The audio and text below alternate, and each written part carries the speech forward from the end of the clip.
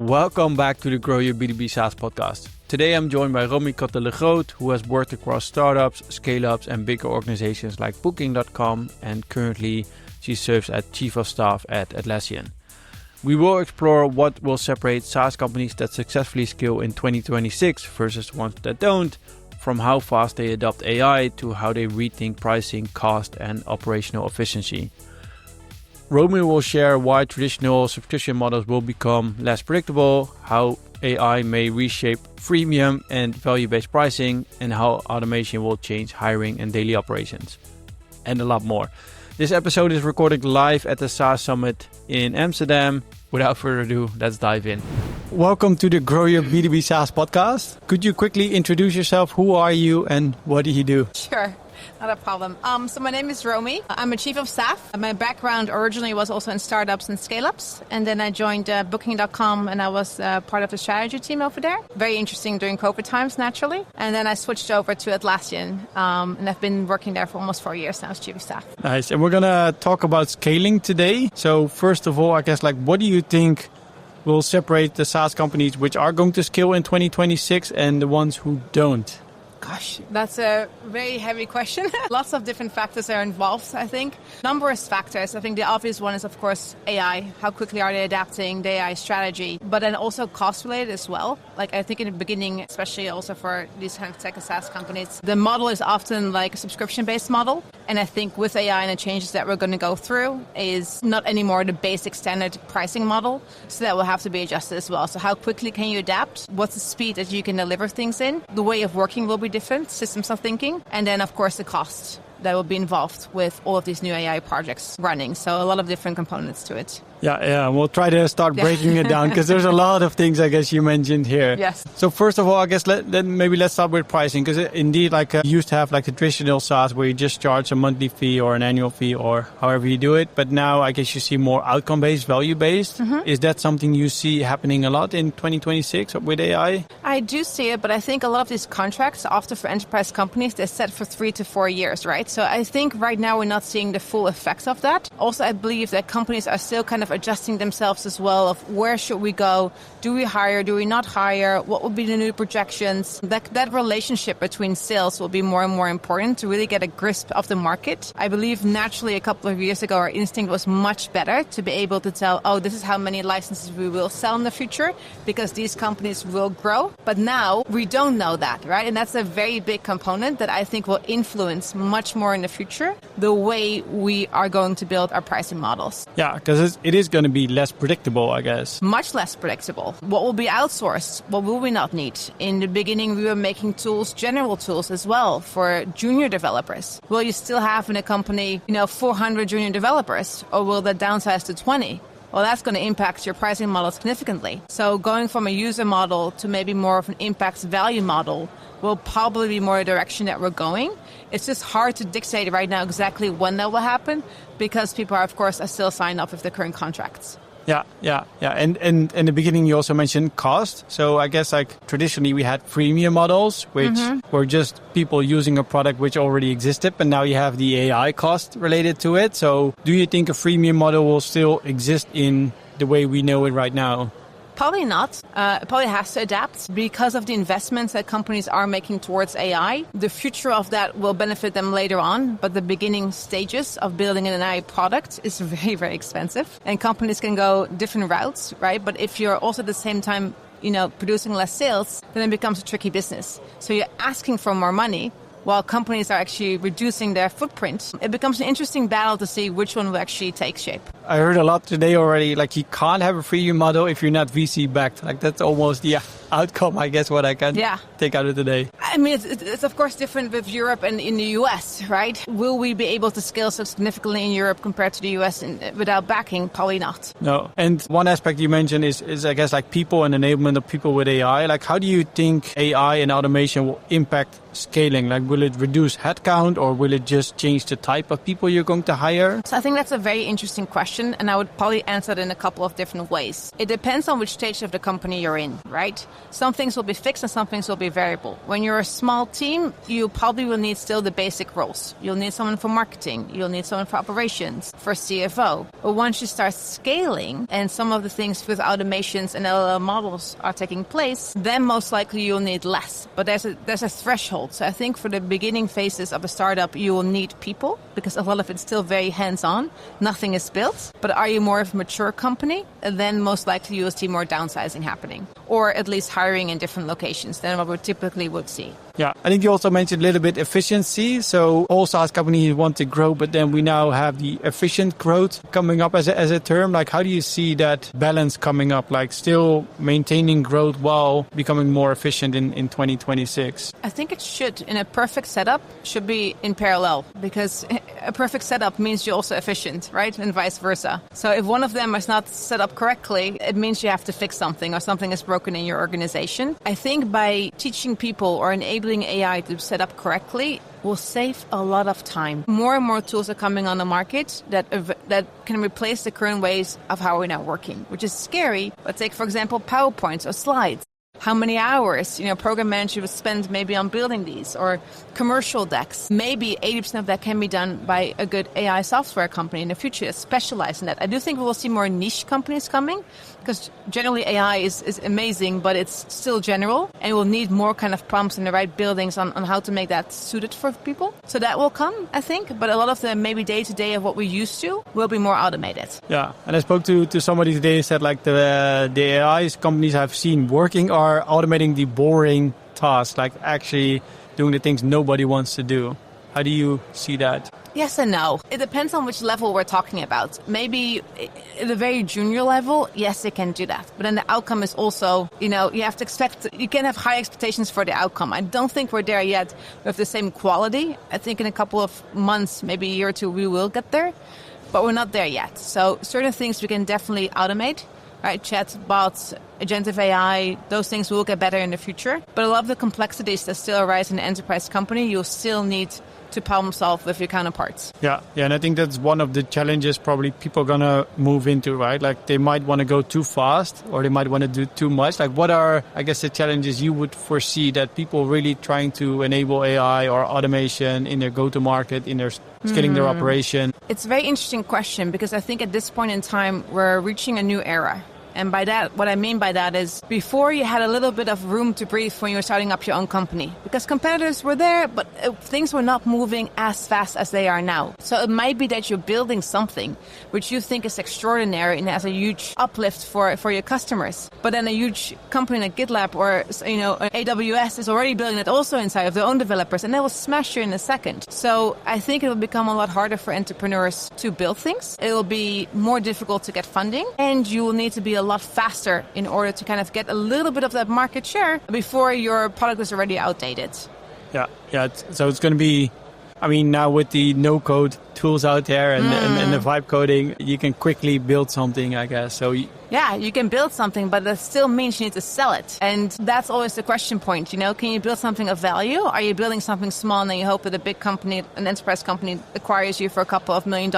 Fantastic. You can, but you still have to prove, that people are willing to pay for it. I see a lot of products coming onto the market and they're not that good. They're not. They're built quickly with the LLMs. They're out there. It's fantastic, but it breaks down in no time because the systems behind it is not working yet fully. So only building it with AI code is probably not robust enough. Are you already running an affiliate or referral program, but it's not really driving growth?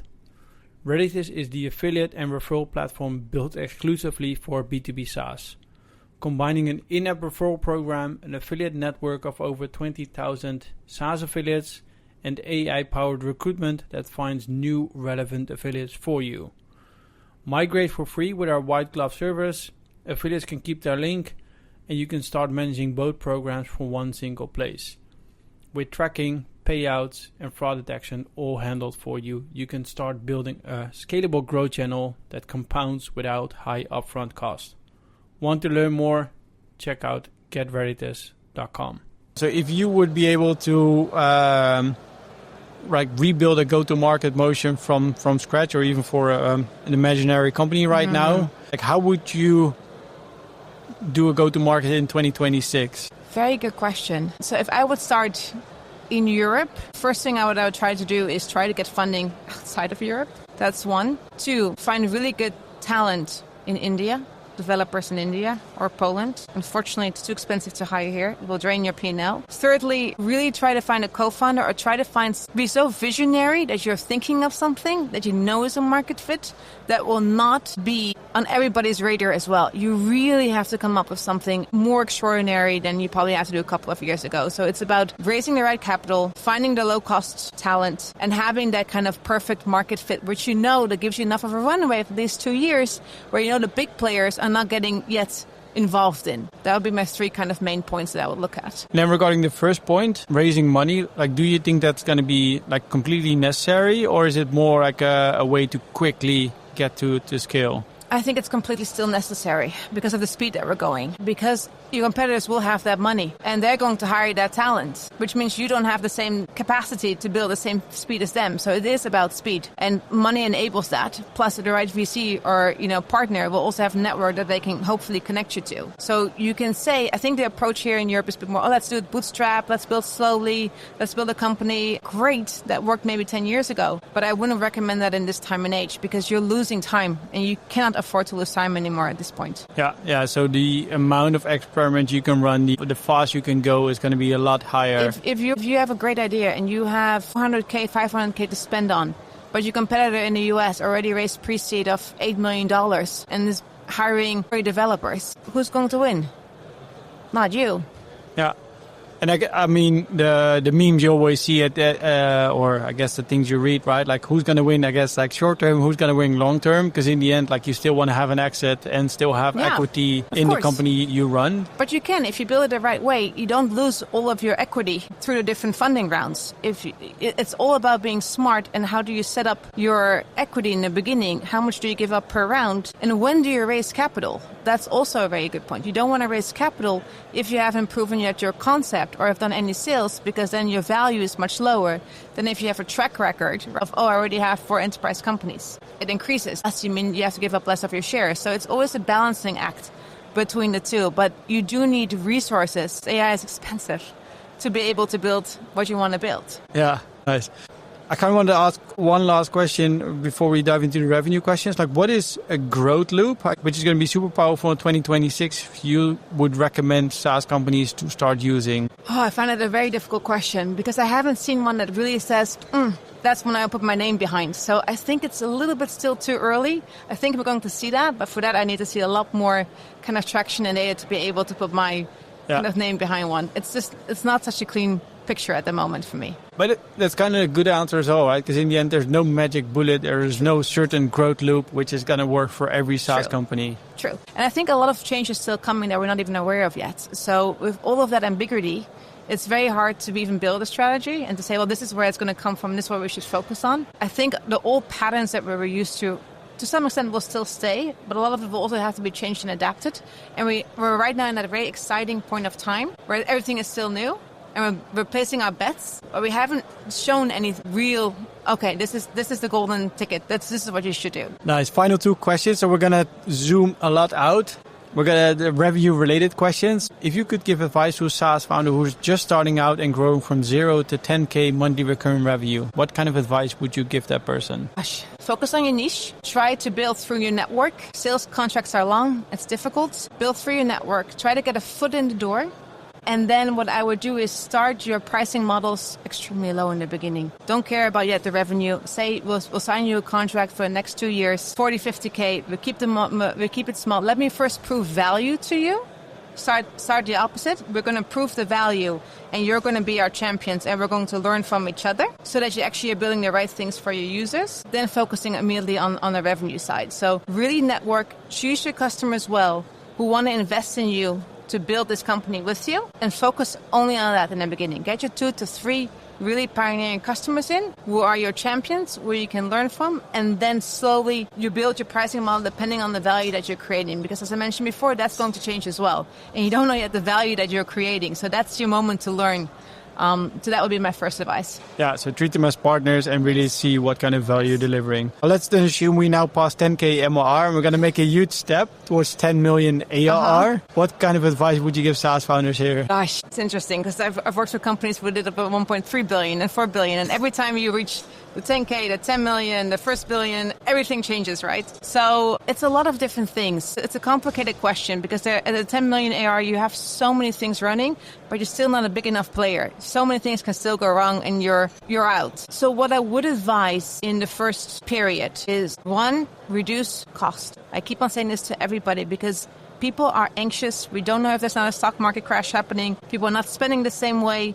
You want to have your reserves and you don't want to raise funding when you can't raise funding yet. It's a delicate dance. So try to figure out, and of course cost is people. So I would say hire less, hire better. And what I mean by that is I'd rather have someone more senior that I pay a bit more money for, but can do 2 to 3 jobs than one person alone. That's one. 2, what I would tell them to focus on is innovation and technology. It's such a cliche, but things are rapidly changing so fast. Can you do partnerships? Can you leverage big companies where you can be an asset and they can sell things for you?